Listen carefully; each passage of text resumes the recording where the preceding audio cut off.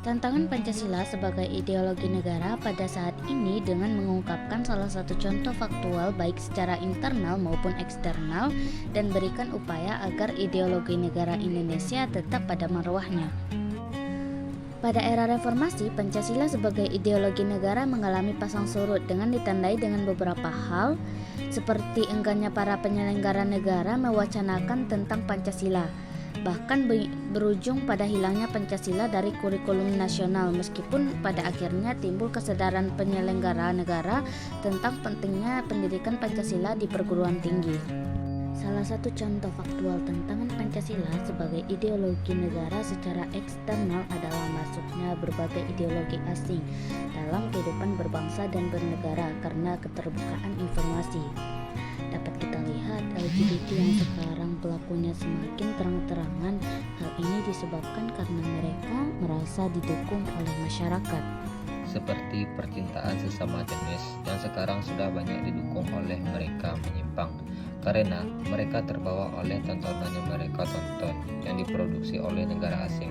Mereka menganggap hal tersebut lumrah, padahal ini sangat bertentangan dengan Pancasila sebagai ideologi negara. Salah satu contoh faktual tantangan Pancasila sebagai ideologi negara secara internal adalah kasus korupsi yang terjadi pada perguruan tinggi. Hal ini mengakibatkan kepercayaan masyarakat seperti orang tua, mahasiswa rendahnya terhadap perguruan tinggi. Kepercayaan terhadap ideologi menurun drastis. Ketidakpercayaan terhadap perguruan tinggi juga berdampak terhadap ideologi negara. Akibat ketidakpercayaan orang tua kepada perguruan tinggi, bisa saja mereka tidak mau menguliahkan anaknya atau berpikir puluhan kali untuk menyekolahkan anak mereka. Upaya agar ideologi negara Indonesia tetap pada marwahnya, kita harus menyeleksi lagi kebudayaan asing yang masuk ke negara ini.